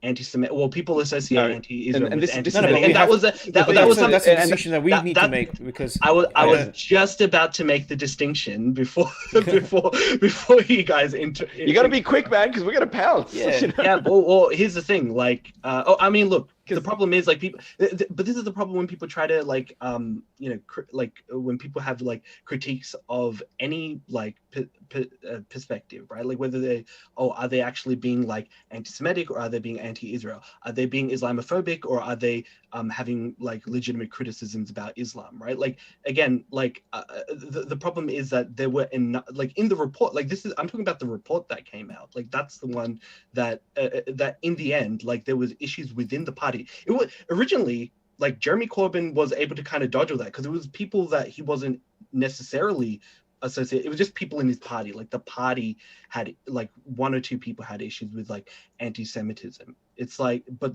then the report came out, and the problem is he knew about problems within his party with anti-Semitism, but then didn't do enough to kind of like squash that, even though knowingly there were issues within the liberal parties.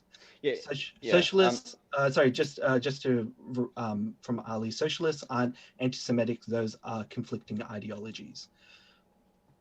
I don't know. I don't know if that's necessarily. I don't know. What I know, Ali, though, is if you actually want to win elections, you can't be openly socialist. Right now, it's just completely unacceptable to be a socialist, and because the media, as long as it's run by the Murdochs, will really tar you as a communist, and that's worse than for a lot of Americans, that's probably worse than being Hitler, or being a Nazi sympathizer. I don't know why people conflate socialism and communism, but that's just the way it is. Well, no. The problem is that the thing is, under Marx, socialism is a mechanism used to convert capitalism into a communist society. So that's the reason why people make the association between socialism and communism, because it's necessary in order to, at least under, I think whether it's Marxist or Leninist, maybe Ali can correct me. I haven't read the Communist Manifesto. Wow. I haven't. Oh, I know bits and pieces, but I haven't actually sat down and read fiction yet. But yeah, for the most part, that's the reason why there's an association between socialism and communism. But the thing is, people who are I'm a socialist, right? The modern form of socialism isn't people trying to always like Bernie Sanders isn't trying to convert society into a communist society. That's not his, and the thing is that he's not an economic socialist either, right? So he's talking about democratic socialism, for example, Bernie Sanders, which is not the same as economic socialism, which more leans towards political socialism. Political socialism, there's a lot of crossover. That's the problem, right? When you're usually economically socialist, you're usually politically socialist. The two go hand in hand. Yeah, hand in hand. Absolutely. And this is the thing. And just to point out another thing, I understand why people who are socialists also are critical of anti-Israel, or have anti-Israeli sentiment, and anti Zionist sentiment. But I'm just trying to point out that these are the associations. When there isn't a delineation, people bunch them all together, and people make generalizations both from people who are criticizing socialists and also socialists themselves. And so it's important. That's why it's important, regardless of what you kind of identify it as, that you do a good job at holding everybody accountable, right? And I think that's the point about the reason why Jeremy Corbyn got a lot of flack, is because he didn't hold his party accountable. It's not just him. It's not him, but it's it's people under him that there was problems with anti-Semitism in the party. Yeah, I have a slightly different view. I think, and this is kind of, I did want to get into this a little bit. I did want to get into a couple of other things before we got into this, but I might as well bring it up now. Yeah, sorry, I didn't mean to. No. What I wanted to talk about why the left are failing right now, and we've seen that in really even with a Biden victory, I think it's very clear that the left has failed, because 4 years of Trump, he spent most of that time golfing. I think his greatest achievement was his stance on China. But his handling of COVID has been horrible.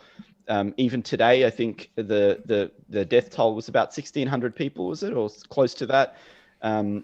Overnight, record numbers. Record numbers as well. By the way, we're not turning rounding the corner.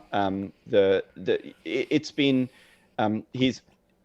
all of the promises from building a wall and getting Mexico to pay for it.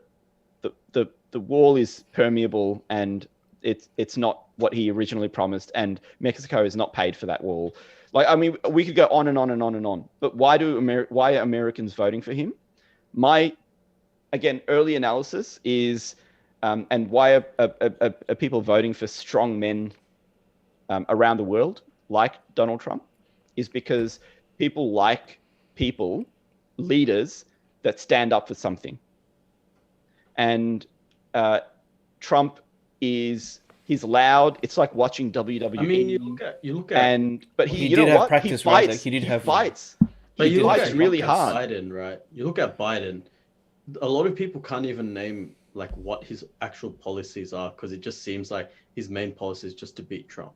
Well, I mean, that's essentially what he What was he is, kind But of. That's his- Biden his actually stance. had a policy platform. Trump literally won an election with no policy platform, like none whatsoever. He didn't articulate a single policy in 2020 that he would run for, and he still won, right? I mean, didn't win. I mean, but he's very close. I mean, I would call it a victory for Trump, even if he loses, right? So Oh, why well- has the left failed so bad?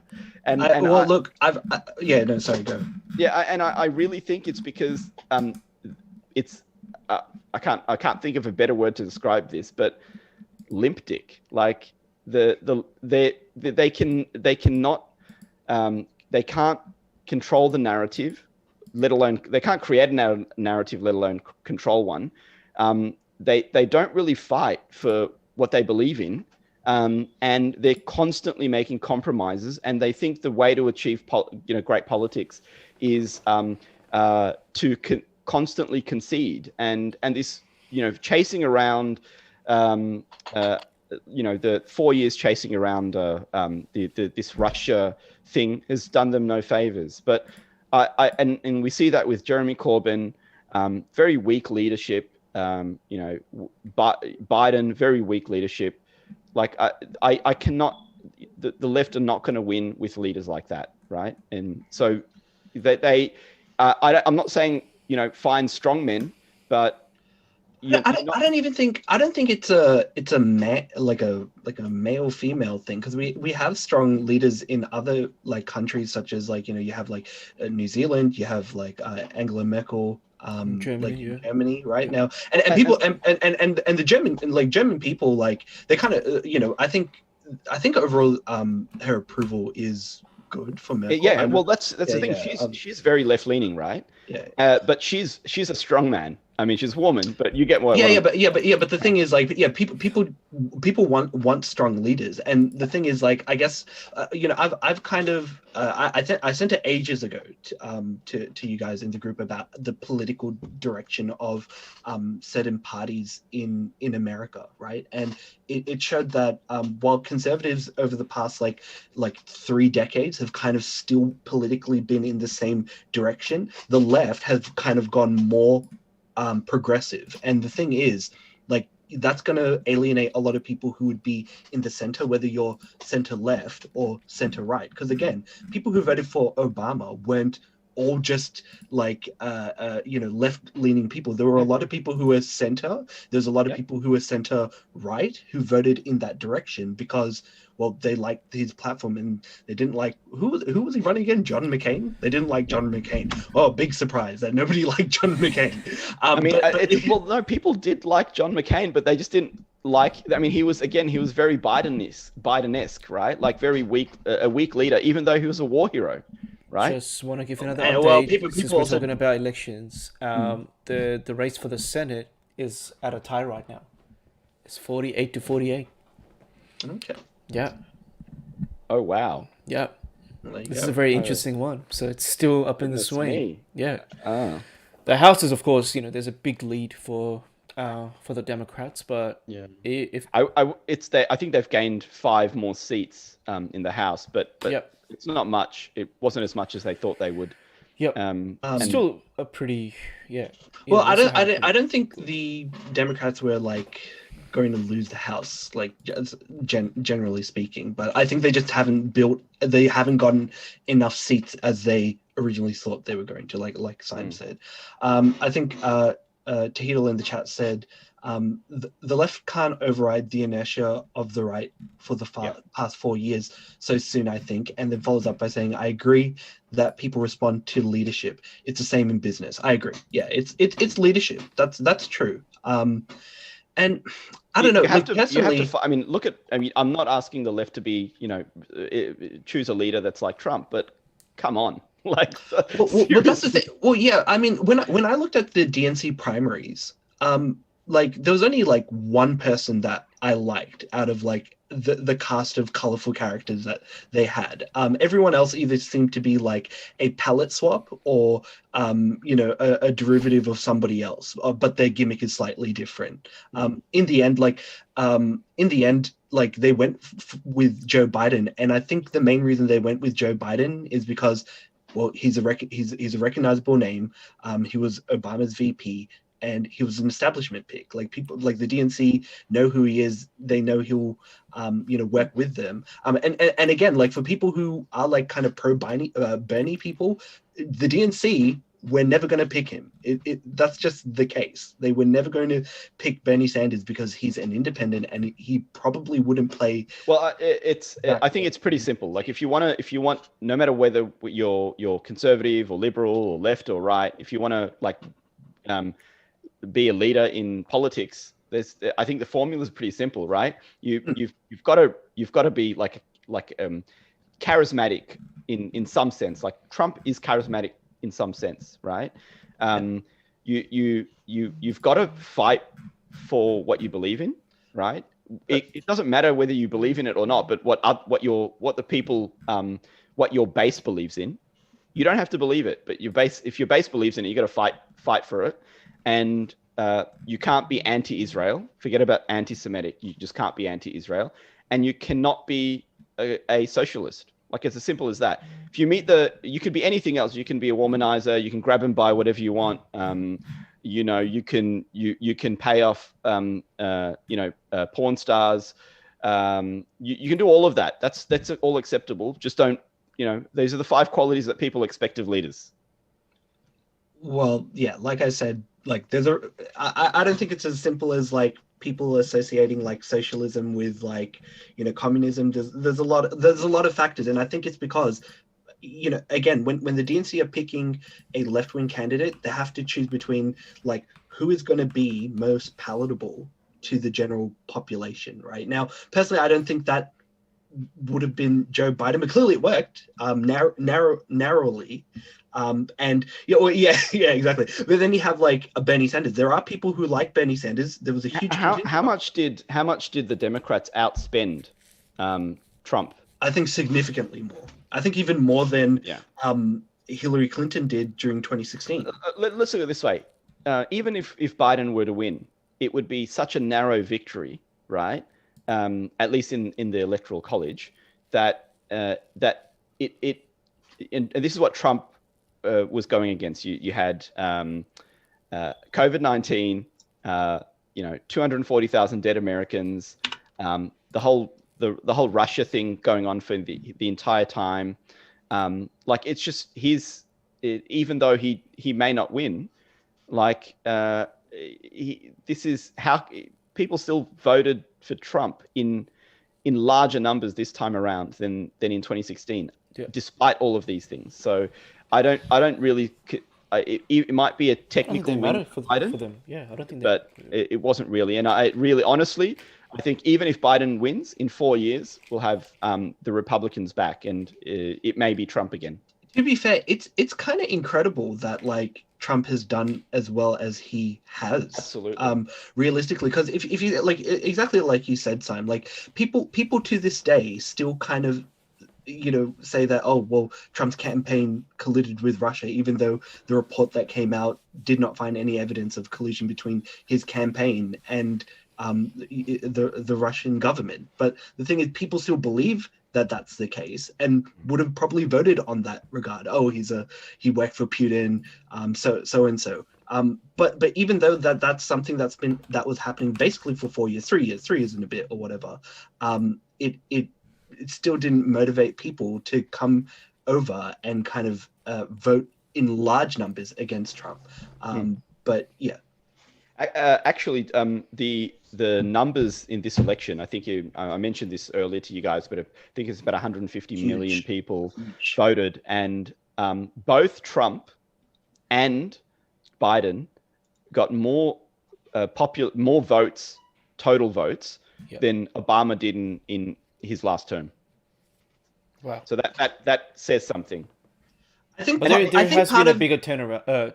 So you also I think part of that has to do with mail-in ballots. I think that's the main thing, because in the end, like, more people, like, if you compare like Bernie's, sorry, not Bernie, I'm saying Bernie, like he's running, Biden's like rallies and voter enthusiasm, it's nowhere comparable to Donald Trump's. Definitely. But on the other hand, what has probably motivated people to vote in favor of Biden is the fact that he was, like I think Tak said earlier, anti-Trump.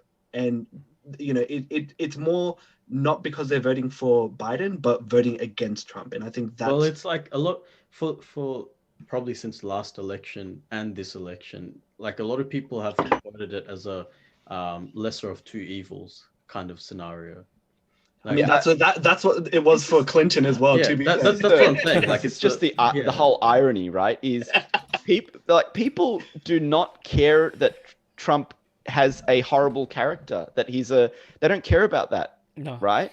So to say that, vote for me because I'm not, I'll restore the respect of the United States and the presidency, like, Americans don't give a shit about that. Well, I mean, and to be fair, like, most Americans don't even like know things that he does that are good anyways. Like, I mean, I'm pretty sure he negotiated 4 peace deals in the Middle East recently, but that's not going to be something that anybody really cares about. Oh, I think we should have another episode about that, but it's certainly not. It's not a peace deal. It's anyway. I'm not going to get into that, but we can come back to that That's a can of another worms. episode. It's an important one, and we should discuss it. But yeah, any final thoughts, I guess? I don't have. Again, I mean, I'm gonna. I don't know if I'll be able to sleep the rest of this week. I think I got about 3 hours of sleep last night, and probably will get another 3 hours tonight. Damn, staying up and keeping an eye on the results, eh? Is that the yeah? Like it's interesting. It's not just the results, but there's other things, maneuvers being played. Just keeping an eye on what's happening there. But I think that's all we've got for the show tonight. Any final thoughts before we say goodnight? I think one thing that I really wanted to add, sorry, Zach, No. is the surprising thing is how quote unquote responsible Fox News has been throughout the coverage. They've played it very safe. I don't know if you've noticed the same thing. So, but yeah. All right, another 3 minutes, I promise. Yeah. Go ahead. I mean, I've got some thoughts of what's going on there. Yeah. So I think we know. did speak about that. We did have like a chat when we met last time. But yeah, this is something that I've kind of felt in the narrative that was being pushed. There's a shift, and I do sense this. They are very careful about not inciting violence, right? Like, because the majority of the Trump base only listens to Fox News, right? Like that's the only news outlet that they trust. Everything else is just fake news, right? So I think they realize that they can look if they said that Joe Biden won Arizona before anyone else did. I think they also realize there's a shift in tide.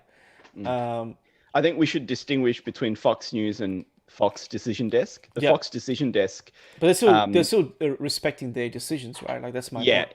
That's the point. Well, even but even Tucker Carlson got his knickers in a knot when the Fox Decision Desk declared Arizona for Biden, right? And he kicked up a bit of a stink.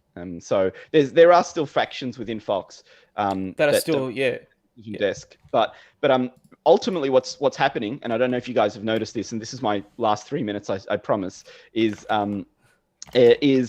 now that Biden is in the lead, all of the Trump allies, political allies, are all quiet. You won't see Mitch McConnell saying, defending Trump or saying these votes are there's voter fraud. You won't find, the Republicans, in large, coming out in defense of Trump right now. They're all staying very quiet, and they'll all remain to stay very, very quiet right now. So right now, I presume Trump is feeling very, very, very alone. The only people that he has right now are his children, and Melania, and maybe Giuliani, a few, I would say. Giuliani and a few very close people. We're hearing about them. They're still a little bit noisy, but the Republican Party, by and large, quiet, dead silent. What's going on there? They're all getting ready to grift, in case he loses. I was going to say that you should add them to your episode of Grifters. We will have a massive episode on grifters, and I'll get into that, and we will name and shame the grifters, no matter who they are, left or right. I don't care. We'll find them. We'll call them out. This is what the show's about, guys. Yeah. That's it. That was my That's 3 it, yeah. minutes. Yeah, Thank you there for you go. joining us. All right. A very interesting chat, as always. It's good to see the whole squad back together. Yeah, I know. Like and subscribe, guys. Why are we not Bang, liking and bang. subscribing? Adam. We're still on 52 subscribers. We need Adam, to get you gotta say what you gotta say. Adam said he's gonna do an episode with his shirt off if we get 100. I don't want to be banned off subscribers. YouTube, man. Um, He said he was Oh, no, going to that- oh, post that's- cat oh, at oh, 100, actually- at 100 subscribers. Actually, that's Twitch. You can get banned off Twitch for taking your shirt off. Yeah. Exposing nipples, you get. Yeah. Someone, it's a meme to the point that like people on Twitch. Well, like, make sure you don't know. sticky tape your nipples, mate. Oh gosh. It's Yeah, gonna get, sound get, so some, painful. get some pasties or something. Yeah. Yeah. Right, good night, fellas. All right, Catch take ya. it. Hey, See you. Bye. everyone.